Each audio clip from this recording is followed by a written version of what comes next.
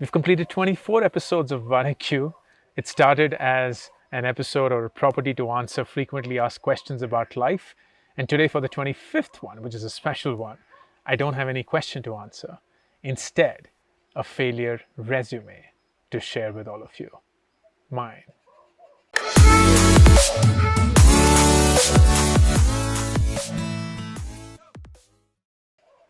So, I turned 40 this month, and as a reflection of these 40 years, I decided to write a failure resume. The last one that I wrote was in 2016. It was very well received. So I wrote my failure resume, put it up on Twitter, and it was immensely well received. I was just super humbled and just so overwhelmed with the amount of love, appreciation, acknowledgement that I received. And the biggest thing was people writing in saying, I wanted to hear this because I was feeling like I was a complete failure in my life. And guess what? I feel the same way. I feel the same way in so many ways, and that's why this failure resume that I wanted to share with all of you, which came as a big request. Can you please convert that into a video so that we can also hear you and see your emotions while you share every possible failure of your life? Getting into the IITs was a dream. I tried during my 12th and I didn't make it, not even close. I always wanted to get into physics. It was a dream, it was an aspiration. Of course, getting into IITs is always there. I worked really, really hard, but I didn't make it happen. And I remember distinctly, it was the first time ever that I saw my dad cry. He was speaking to my Masi and telling her that I didn't make it. And as he was sharing it with her, he broke down.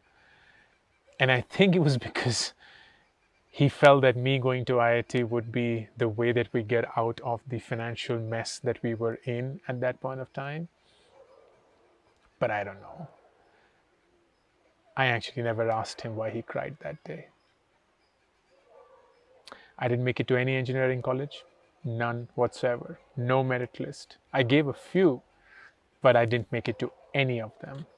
So I decided to go for a 3-year Bachelor's in Science program for Delhi University, which was like the obvious choice. And back then, well, even today, St. Stephen's was the best physics program. And I remember sitting in the interview there. Father Wilson was the principal of St. Stephen's back then. And I recall him saying that you're not going to be good at physics, so I don't think you should join St. Stephen's. And I didn't make it. I tried again for the IITs. So I joined Hindu College and I decided to work that 1 year towards IIT again. This time, I think I was a lot more confident and I could see the mistakes that I'd made in the past attempt. So I sat down for the exams and I didn't make it again. Like nowhere close on the merit list. But this time no one cried. And I guess we all knew at some level that maybe it wouldn't happen, or maybe we'd given up. Once college was over, I was like, oh, you know what? Now I'm going to go to the IITs. Like this is the time for me to go for my master's in physics, and then I will go for my PhD from the US. So I'm going to apply for all the IITs master's program. I sat for the entrances for all the IITs that used to exist back then. Didn't make it to even one of them except IIT Kanpur, which called me for the interview. And I remember going to IIT Kanpur, taking a train from Delhi, reaching there. Back then, the head of department for physics at IIT Kanpur was Dr. H.C. Verma, whose books I had grown up reading. And he was there in the interview panel. And he asked me a question. And I had no idea where to even begin. Like I was completely blank. I apologized and left the room. Going to the US for my PhD program was the goal that I'd set out for myself. I began applying to the US universities. I had 5 universities in my list, all of whom I thought were really good. Princeton was my number one choice, which was and still is to a great extent the number one physics program or university in the world. And I applied to 7 within a month. 6 of them wrote back saying, sorry, you're not accepted. There was only one university that accepted me, Michigan State University. So I joined there. And I remember doing well at Michigan State, but there was this one exam, which was a really hard exam. And in the exam, the professor had asked for the proof of a theorem that had just got released. And he asked us for our views on it. And like this classic Indian student, I just vomited the entire proof of the theorem. Like literally, point by point, every single thing that was there in the textbook was just recreated through my photographic memory and put on that answer sheet. And I got back the evaluations where he said, I don't remember the last time anyone has been able to reproduce this theorem in its exact same manner. But I wonder, how much of it do you truly understand? And that's when it hit. That's when it was obvious that I was just drinking this and being able to reproduce it because maybe I was good at it. Maybe that was the education system of the country that I grew up in. It was just the way that I was structured, but it wasn't something that made me happy. It wasn't something that I wanted to do anymore because I'd just become mechanical, robotic about it. I didn't care. And that's when I dropped out of my PhD. Everyone in my world was devastated. Everyone thought that I was making the worst mistake of my life. I was 24. I came back to India, no plan, no money, no career, no direction, nothing. And I had to start my life from scratch. A lot of people suggested I should go for an MBA, and it's like, that's what confused people do. So why don't you do what most confused people do? Go for an MBA. I was like, all right, I'm going to do that. And I sat for the MBA exams. I sat for the CAT, which was the obvious choice. Didn't make it to the merit list of any IIM. None. Didn't make it to any business school that I wanted to go to.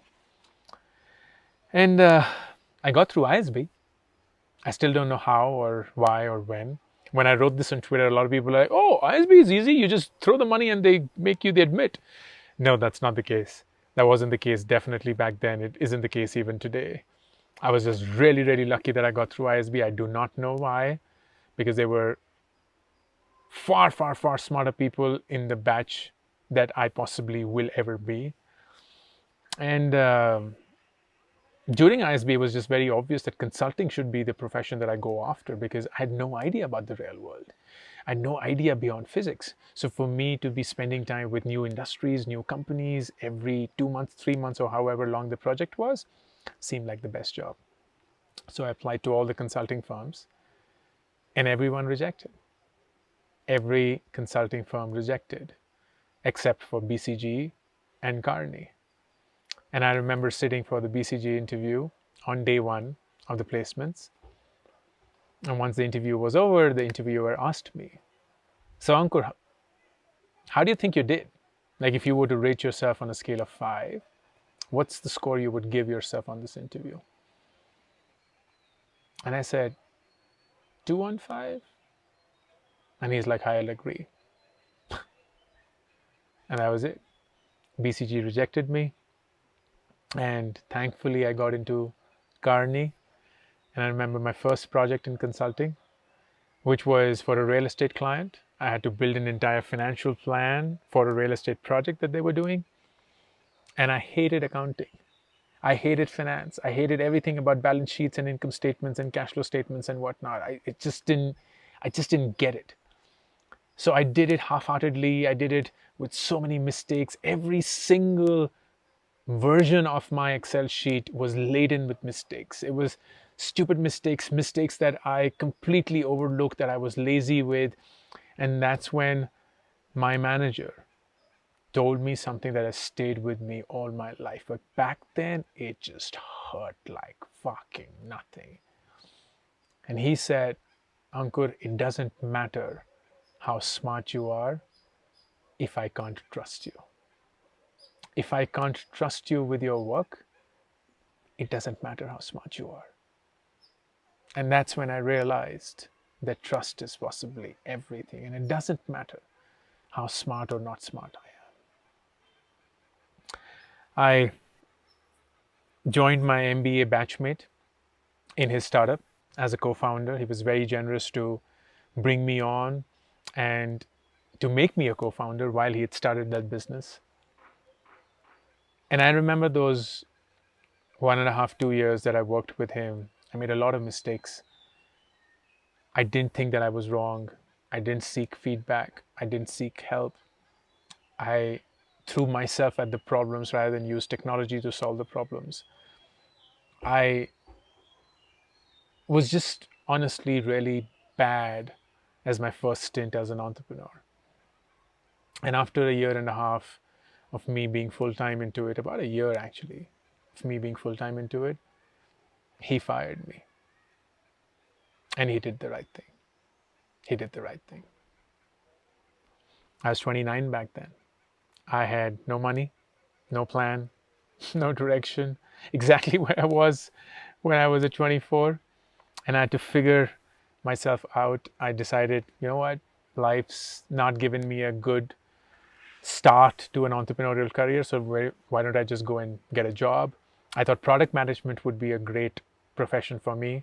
So I applied to Google. I applied to Facebook. Never heard back from them. So then I decided, okay, you know what? Maybe it's sign and I should start on my own. So along with my wife, she and I decided to start a food company back in 2009. And we made a plan and we made a pitch deck and we made everything that was needed for us to possibly get investors excited. I remember going to all the angel networks, Indian Angel Network, Mumbai Angels, speaking to 11 HNIs or high net worth individuals from India. All of them refused. All of them refused to put money into the business. Back then, they rejected the idea, but it felt like they rejected me. And that just hurt back then. I was lucky enough to then join Groupon as one of the first employees for the India business. Started the Groupon India business, did that for a couple of years, and then I was elevated to the Groupon APAC business, some of the countries of APAC. And that is when, for the first time, I realized how horrible I was as a manager, as a leader, when it came to managing people that I had no direct influence or control over.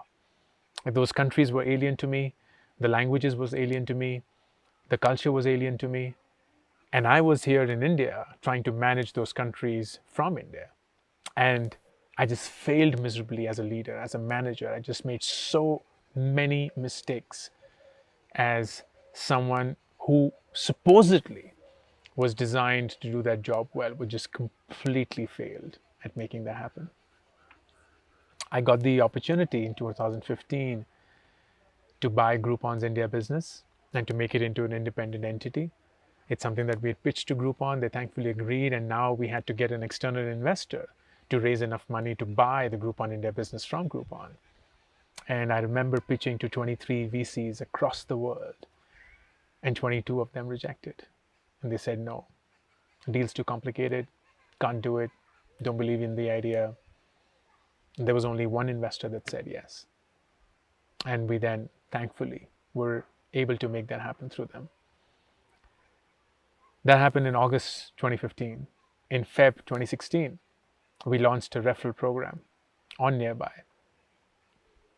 And the idea was, if you can refer Nearby to someone else, then if they make a purchase, they get something off, you get something off. And we launched that, I distinctly remember, on the 27th of Jan. And we didn't do that with the right checks and balances. I didn't ask the right questions. I didn't ensure that we were robust and stable enough to execute that referral program. And in the month of Feb, we lost 11 crore rupees as a business loss. We lost 11 crores in money that single month.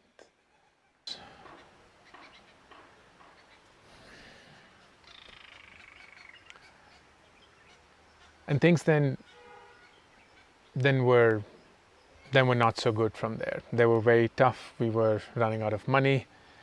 The markets had turned. The investment scenario was not so positive, not so enthusiastic. And I actually thought that if we continue to grow, even if we lose money, we will finally be able to raise money. But that didn't happen. That was not the case. It was really hard, and because of the mistakes that I made as a leader, we unfortunately had to bear the brunt. And to reduce our losses, we had to start saving on a lot of things. And unfortunately, that came down to people as well. So in March of 2016, less than a year after we had raised money, I had to lay off 80 people from the team of Nearby for no fault of theirs. For no fault of theirs. And I remember standing there in front of the entire company on stage, apologizing, crying. That was not their mistake. It was not their fault. And I wish that they didn't take it as a reflection of them not being good enough, them wishing that they had done something more to not got to this point. And nothing that I said was good enough. I had failed as a leader. I had failed them. I'd hurt their professions, and as much as I could try and get them a job, the layoff wasn't about the job. It was about their self-respect. And I knew because of my failure, they had lost a little bit of that. We began the process of fundraising once more. We had to raise money because that was the only way that we could survive, and we pitched to 68 investors now across the world. I flew to China, to Hong Kong, to the US, pitching, and 67 investors said no. And one of them said yes and gave us a term sheet. And within 15 days, they wrote back saying, "We withdraw the term sheet. We don't want to do this anymore."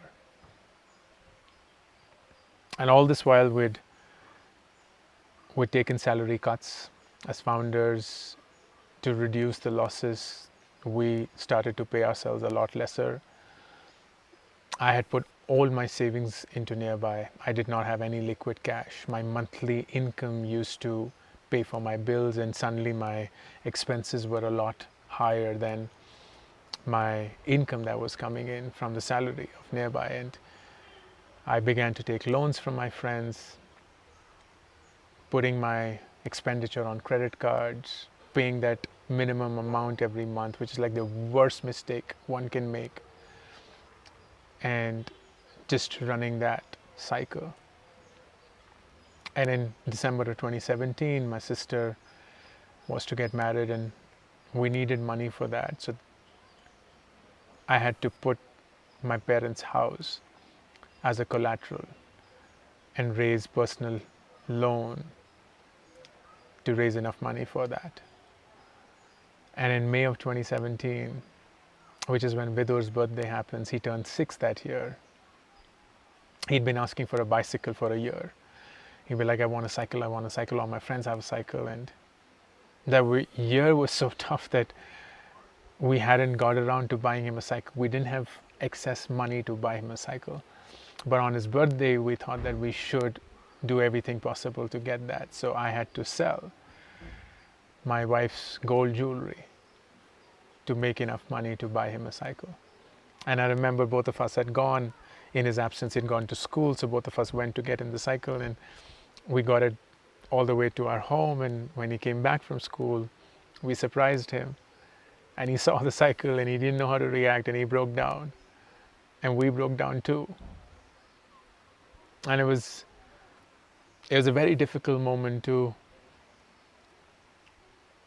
to realize, to see that you'd gotten to this point where you didn't even have money to keep your kids happy or give them what they wanted, despite everything that you wanted, everything that you worked for, everything that you did. And that I felt was just a big failure on my part as a parent, as a father. Despite my best intentions, Nearby could never become what I wanted it to become, what I thought we would become, what I had imagined when we started Nearby in 2015.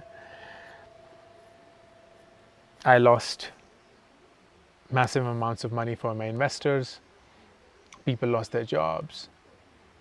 A lot of people lost their confidence, their trust in me.